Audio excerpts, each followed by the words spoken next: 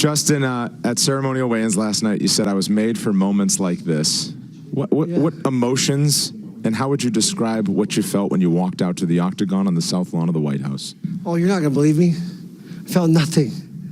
What do you mean? I was just trying to focus on how I was gonna be perfect, how I was gonna dig deep, and the style of fight that I needed to fight to beat a guy like that. He is so dangerous. And he hurt me bad. I won the first round, but he hurt me in the first round, and he definitely smoked my liver in the second.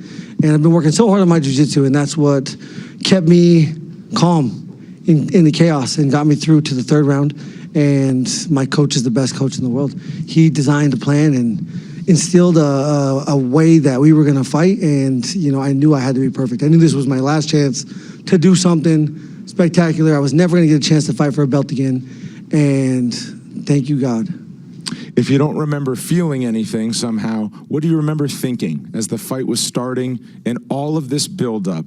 So as I come into the octagon, I was like, cool, I gotta wait like 6 more minutes because these walkouts are really long. He has to walk a long ways. And then I was just thinking of the few key words, managing distance, controlling angles, not exiting to the right, and not getting pushed back and being square. That's the fight I had to fight. So that's what I was focusing on as the fight started. When I saw that you landed that uppercut, I could almost see you like with a grin of like, oh, the cut's there.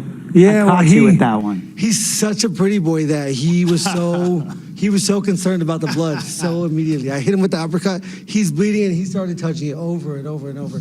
But he's so fucking dangerous. I don't know how I stayed away from some of those shots. He definitely rocked me, but I just kept telling myself that to just trust my abilities, not be emotional. And again, when I say I don't have emotions, like nothing feels better than what I feel right now.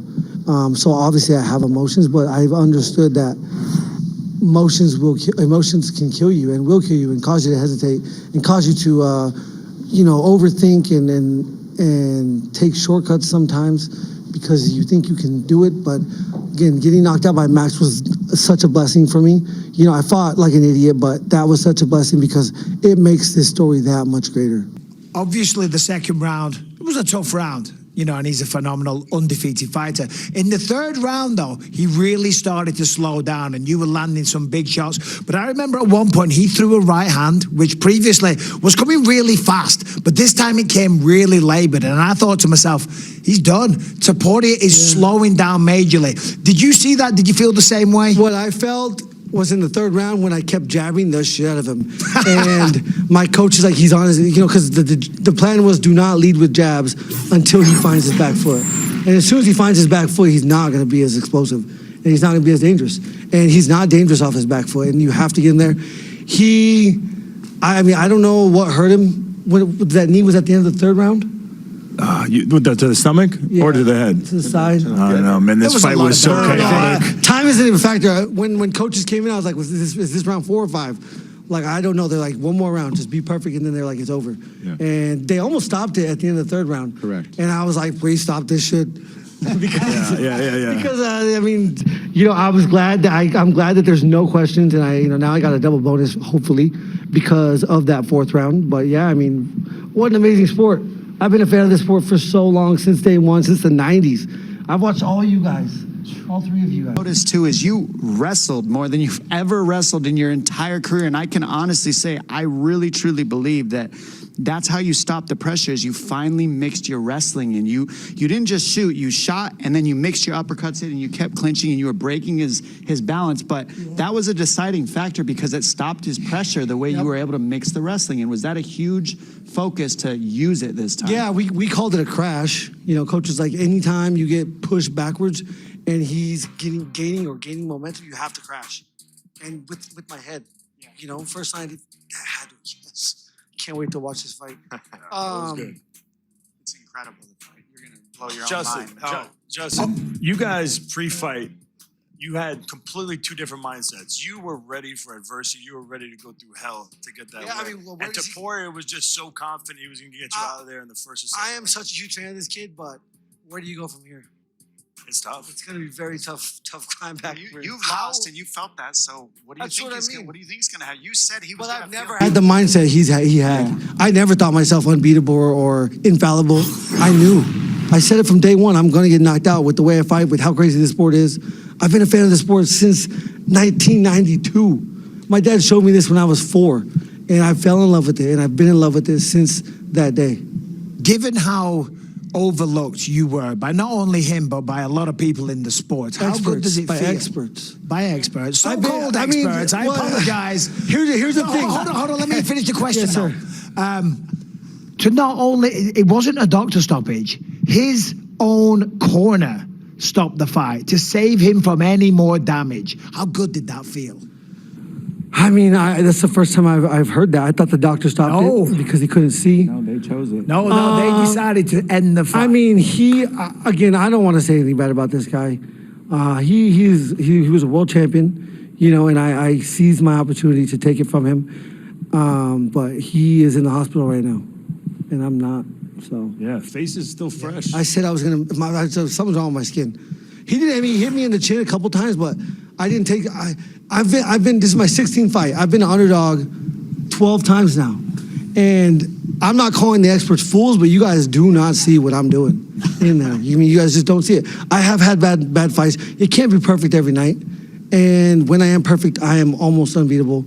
Or you're gonna have to walk through hell to get through me.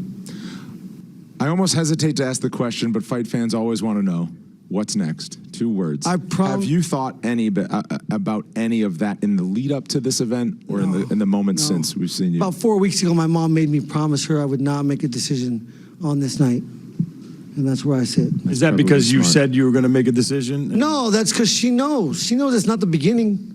She knows it's not the beginning. She knows how vulnerable I am on these nights specifically. And, win or lose, she didn't want me to put myself in a hole that I couldn't dig myself out of. I don't know. Some people mentioned earlier a potential of an immediate rematch. Do you think there's grounds for that? Do you think anything warrants that? Or do you think you move on to the next contender? I don't even know if I'm, Sure. I don't know. I would say definitely not a rematch. I mean, I made him quit on the stool. It's not like there was, he hurt me, I think it was 3-1. I've been in 3 rounds to 1. In any election, that's a domination. That's true.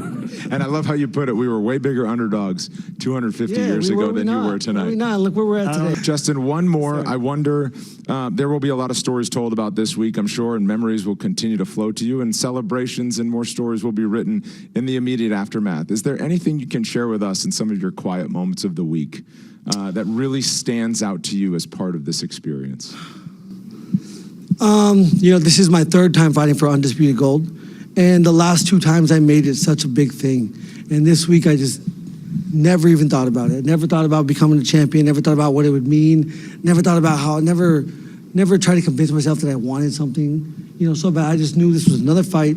I needed to be perfect for 25 minutes. I was fighting a very dangerous guy, and when I am the underdog, I thrive in those moments because of who I am and who my parents are, who I was raised to be. Wrestling my whole life, that made me able to be petty and be great. You set a tremendous example, both for how you fight, the love that you show for your parents, where you're from, your great country. Congratulations, Justin. Enjoy all of the spoils. And can't wait to see what you do next. What a life. I'm going golfing, boys. Indeed. That's right. Teeing it up a lot this summer. Justin Gaethje, the 14th undisputed lightweight UFC champion.